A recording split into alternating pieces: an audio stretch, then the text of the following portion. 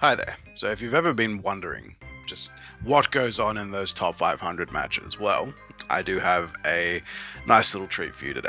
It is for a top 500 player who's ranked 267 at the time named Nebula. He's a very strong DPS student of mine, and featured in the game is KSAA and Landon. They were rank 1 tank, rank 2 support at the time. Obviously very good players. This is a very strong lobby and with a lot of very good information about how to actually do set plays and how taking space in some maps is very vital. Enjoy. I'm just going to go over here. Look at this setup. Because the payload's going to roll in the door on its own. Because Neb's going to take it. So everyone immediately goes for the forward position. So I want you to just keep in mind of this. I'm just going to try and get a good angle without messing this up. So we got Ram up top. Bap up top. Zen on his way across. Everyone's forward position and ready. Widow's up top. Widow versus Widow fight. This is all happening. Like, it's all going to keep happening. Like, this is the way that you keep this this forward position available. And because they are stuck in this choke, then he can just do the same thing.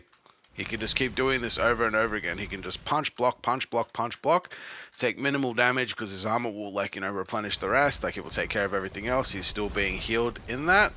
And he can just stop them from coming out to fight him again and rinse, repeat. He is just going to keep holding this zone. And it is going to be even harder for the enemy to come out this door. They'll someone will have to arc over this angle, and that's what the Widow's for. And like Zen can see it over from here as well if need be. And they all have this retreat. They all have high ground. It's a much easier way to manage this. I keep messing my camera. Sorry about that. But yeah, when you're in this situation, right? You've got sightline, cover, sightline. Sightline, cover from this wall, cover from falling back to here, sightline, cover, and tank doing his thing, hugging the edge wall, can shield the doorway, can slow the doorway, can't get engaged on from that side, can't get killed unless he gets heavily bursted from everyone coming up. Since they're on the return, there's nothing that can stop him right now. You don't overcommit past this point. This is free as hell. Mind my absolutely lovely Picasso drawing, but there's absolutely no way that anyone's going to be able to stop that because they all have to come out and encroach on this point. So now, Neb's payload princess role has definitely gone and paid off because they're still holding this doorway, no issue at all. This is like the most faux Sigma crap ever because instead of doing walls behind each other, it's just two walls in front of each other. And you're just punching through it at each other to try and farm ult charge. But since you know the enemy Ramatra's got ult, you're expecting them to try and heavy engage soon enough. They'll probably use the Juno ult as well to try and take the position back. Here it comes. So Bap says, the hell with this. I'm going to nail that doorway. We can see where everyone is, and here we go. So it's all happening. KSA peels out. And then, yeah, the only easy target is the Zen, because despite the fact that he is still this far back, he is still very slow. The pressure is mounting, and now, as I said before, they would have to come all the way around to the side to get the ability to fight back, and now we have the support flank trying to do their best over here. Of course, it's not perfect, because unfortunately, Sojourn's changed their mind and jumped off, but this is where we're at. We actually have this ability and this movement to do this, and while that's happened, tank's been cut off, which means this is a win, and KSA's huddling over the health pack, so there's no way that the enemy tank can steal it, and that's 2 picks, just like that. Absolutely no way that there can be a comeback there. They have to try and engage to take the point back, but Juno's ult's not going to make it fast enough to get to there, so Juno's the only one that's actually benefiting from that, but it's in the open. Because they've got this position. They've got this position and they're able to go ahead and just take this out because the window's not gonna give a flying shite about anything that's going on here. And Juno can try to be aggro, and obviously it's hilarious that Neb unfortunately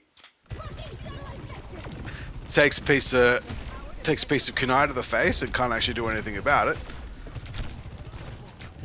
Takes 2 easy shots to the back, can't do anything about it, almost gets killed by the Juno, 5 health, oh yeah. Nah, still dies. I shouldn't be laughing, but I gotta be honest, Neb, you're a walking target in this game. It's very easy to kill you, because you just keep I just want to put this out there, right? This fight is literally starting, like, hang on. So this fight is literally starting whilst you are staged here.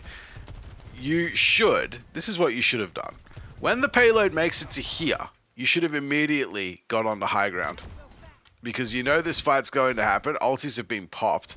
You can literally add to this. Like, if you actually had moved up here earlier, like, you would have been able to use the the BAP ult for your benefit as well. But you are so far forwards, you have to, like, jump slide backwards. Your cooldown is wasted, and you get flanked, and then you eat, well, to put it bluntly, you eat shit from the from the Kiriko, and then you inevitably get killed. Like, it's cool that your team gets 2 picks, but you were a non-factor in this fight, unfortunately. The good news is that, like, everyone else is able to disengage because they have their position perfectly locked down. But you are just, like I said, you are just absolutely a non-factor in this fight because you just keep randomly edging forwards for no reason at all. The payload can literally hold its own at that edge and 2 people can push it to the end. It's that simple. Like, you absolutely do not need to be in that situation at all. I don't know why why did that Zen ult happen? Hang on. Oh, because Zen's there. Oopsie doodle. Yeah, Zen makes a major / minor / major fuck up. Which forces them to try and be aggro on door again, which is fine. The aggro on door part I can live with. It's the, like, Zen has to spend his ulti just to try and do that, but at least they have the territory to not care about it at the moment. So yeah, here we go. This is the Neb moment. This is where I'm waiting for Neb to pull out the stops. Shot. Oh, almost hits that in the air. There's the Neb I remember. It only took 4.5 minutes, but that's alright. That's alright.